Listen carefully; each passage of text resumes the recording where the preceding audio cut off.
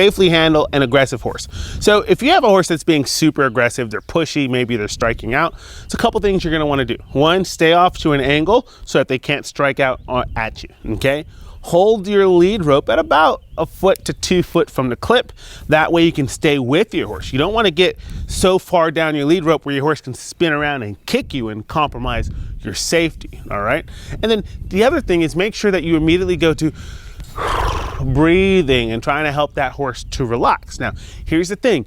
If you start to breathe and kind of soften your cadence and your horse isn't mirroring you, they're not starting to relax very quickly, then you're immediately going to take control of the matter. Don't be a victim and let your horse beat the crap out of you.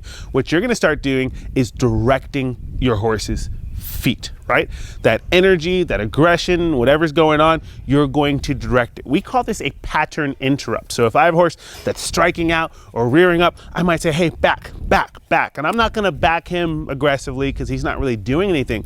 But if my horse is being aggressive, I'm going to kind of counter that energy. I'm going to say back, and I'm really going to back them up because I really want to snap them right out of that aggressive tone, that aggressive approach, and start to get them to think about what I'm asking them to do.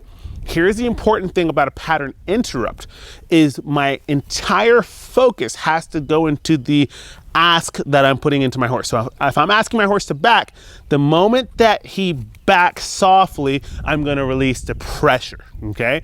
And then if he starts rearing or striking again, I'm going to go right back to backing. The moment that he backs softly, I'm going to release the pressure. Super important to give a good release when they respond, because then our horse starts or stops thinking so much about getting after it and their aggression, and they start thinking about what you're asking.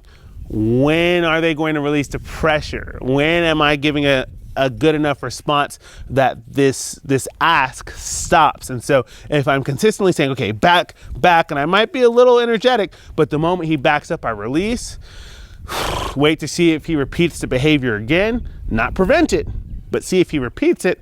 And if he does repeat it, I'm going to go back to saying, nope, back up, release, and I'm going to wait to see if he repeats the behavior again.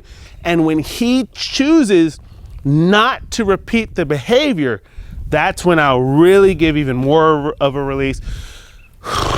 Nice big deep breath.